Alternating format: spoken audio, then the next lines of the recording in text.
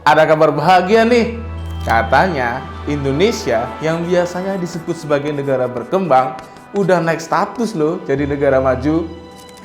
Klasifikasi Indonesia menjadi negara maju ini dilakukan oleh Amerika Serikat melalui lembaga perdagangannya US Trade Representative.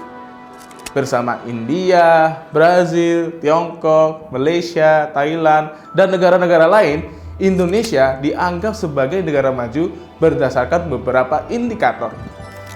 Wah, ini bisa jadi kabar bahagia dong. Jadi negara maju kan jadi impian Indonesia sejak lama. Tapi masa tiba-tiba gitu Indonesia jadi negara maju? Emangnya bagaimana sih caranya menggolongkan negara maju dan negara berkembang? Indikator apa ya yang menunjukkan Indonesia ini sekarang udah jadi negara maju?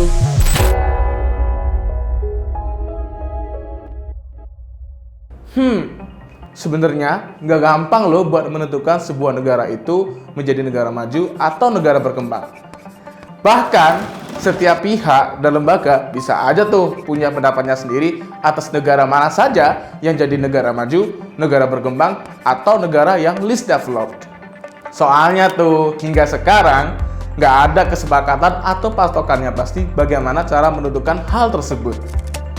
Perserikatan bangsa-bangsa misalnya, belum tentu punya pengkategorian yang sama dengan lembaga-lembaga lain seperti Bank Dunia dan IMF. United Nations Development Program atau UNDP yang jadi salah satu agensinya PBB contohnya, menentukan klasifikasi perkembangan negara berdasarkan Human Development Index atau HDI. Indonesia sendiri berada di peringkat 111 dan termasuk dalam kategori High Human Development. Selain UNDP, Bank Dunia juga punya caranya sendiri loh.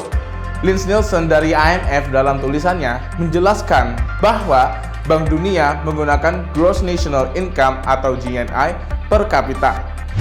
Kini Indonesia masih menjadi negara lower middle income dengan GNI per kapita sebesar $3.840 Amerika Serikat di antara 4 kategori lainnya yaitu lower middle income, upper middle income, dan high income.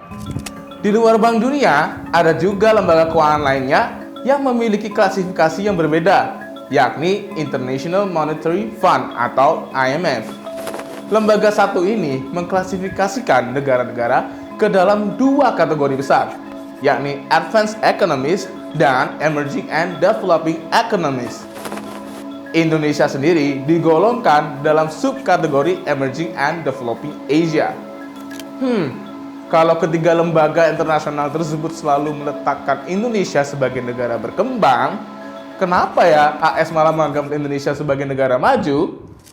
Nah, apa yang dilakukan AS ini berkaitan dengan perdagangan antar negara yang diatur dalam World Trade Organization atau WTO. Permasalahannya nih, lembaga satu ini tidak memiliki pengklasifikasian yang pasti seperti Bank Dunia, UNDP, dan IMF tadi. Menurut Nielsen dalam WTO, negara-negara anggota bisa mengumumkan statusnya sendiri, entah sebagai negara maju atau negara berkembang.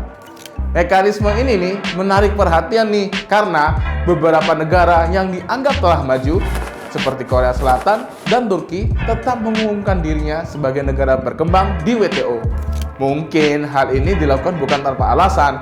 Pasalnya, negara-negara yang berstatus negara berkembang mendapatkan perlakuan khusus dari WTO, yakni Special and Differential Treatment atau SND.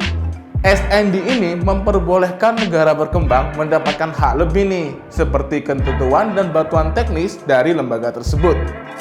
Selain itu, SND ini juga membuat negara-negara maju dianjurkan untuk membantu kepentingan dagang negara-negara berkembang.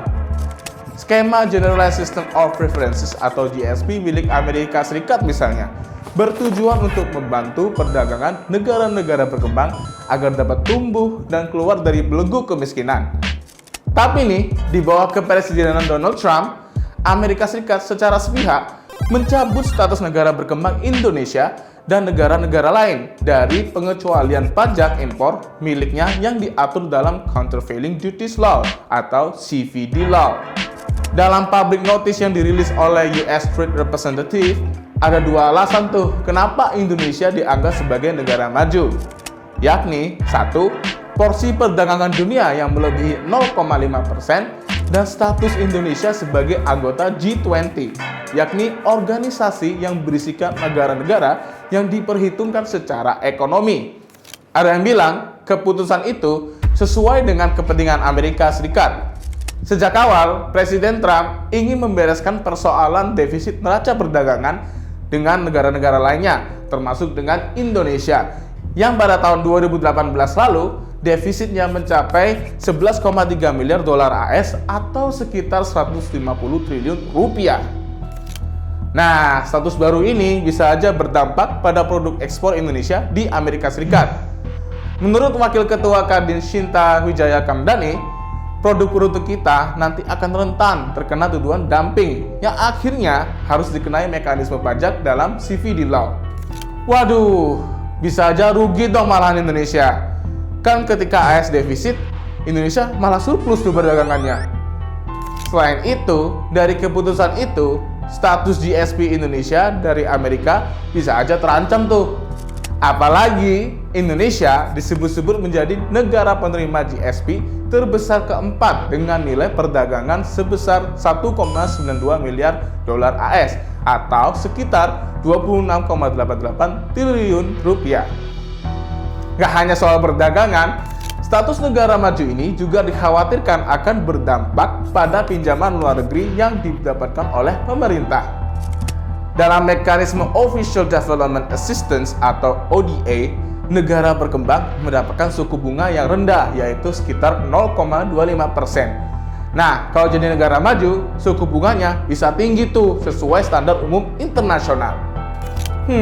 Kalau gini caranya nih, status negara maju Indonesia malah bisa aja merugikan dong. Jadi, menurut kalian nih, Indonesia mending jadi negara maju atau tetap jadi negara berkembang nih? Jangan lupa komen ya.